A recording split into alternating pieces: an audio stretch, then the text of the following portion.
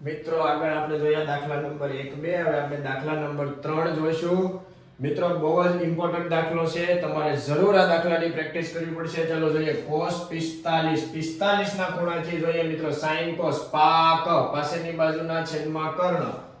1/√2 છેદમાં sec 3 sin cos 10 cosec sec sec એટલે શું થાય મિત્રો sin cos 10 cosec sec cos નું વ્યસ્ત કપા કર્ણના છેદમાં 30 ના ખૂણાની પાસેની બાજુ એટલે 2/√3 પ્લસ મિત્રો cosec કોનું વ્યસ્ત છે sin cos 10 cosec sin નું વ્યસ્ત છે કસા કર્ણના છેદમાં 30 ના ખૂણાની સામેની બાજુ એટલે 2/1 ચાલો મિત્રો ઉપરનું આપણે એમ નામ રાખીશું છેદમાં આપણે કરીએ ક્રોસ ગુણાકાર 2√3 પ્લસ 2 એકા 2 છેદમાં મિત્રો ગુણાકાર કરીએ √3 એકા √3 હવે મિત્રો આવા ચાર સ્ટેપ હોય ત્યારે આપણને ખ્યાલ છે કે ઉપરના બે સ્ટેપ એમના અંશ અને છેદ હોય નીચેના સ્ટેપને જો આ ભાગાકારને મિત્રો જ્યારે ગુણાકાર કરવામાં આવે મિત્રો આ ભાગાકારનો જ્યારે ગુણાકાર કરવામાં આવે તો નીચેના અંશ અને છેદ વ્યસ્ત થાય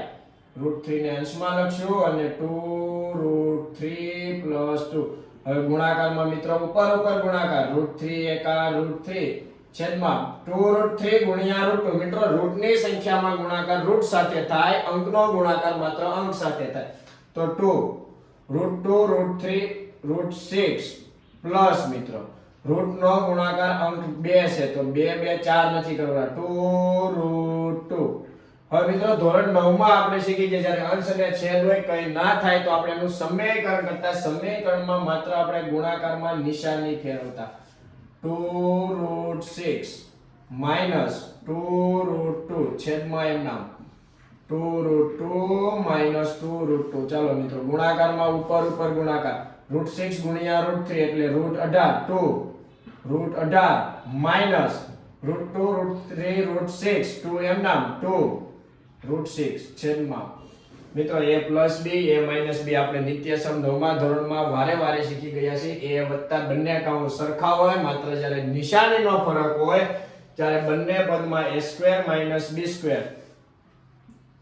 2√6 નો સ્ક્વેર - 2√2 નો સ્ક્વેર ચાલો મિત્રો ઉપરથી આપણે બે કોમન કાઢીએ તો કૌંસમાં વધશે √18 - √6 છેદમાં મિત્રો 2 નો વર્ગ 4 √6 નો વર્ગ રૂટમાં સંખ્યા તે પોતે માઈનસ 2 નો વર્ગ મિત્રો 4 √2 નો વર્ગ 2 ચાલો આગળ જોઈએ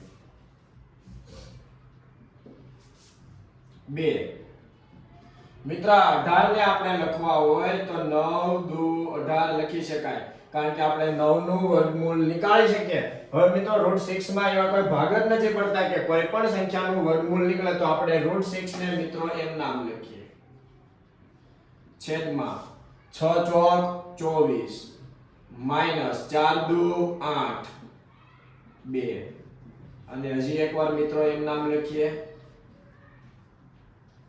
24 - 8 એટલે મિત્રો થઈ જશે 16 ચાલો 2 ના ઘડિયામાં 16 2 8 16 મિત્રો 9 કોનો વર્ગ છે 3 9 નું વર્ગમૂળ 3 તો અહીંયા શું બચે √2 - √6 છેદમાં કેટલા બચ્યા 8 હવે મિત્રો અહીંયા કાઈ પણ શક્ય નથી 3√2 - √6 છેદમાં 8 મિત્રો આપણો જવાબ આવી ગયો મિત્રો દાખલો એકદમ સરળ છે તમારે પણ આની પ્રેક્ટિસ કરવી પડશે મિત્રો માય એજ્યુકેશન YouTube ચેનલને લાઈક શેર અને સબસ્ક્રાઇબ જરૂરથી કરજો તો આપણે આમ આપણે દાખલા આગળ ગણતા રહીશું તમે પણ આવી જ રીતે પ્રેક્ટિસ કરતા રહેજો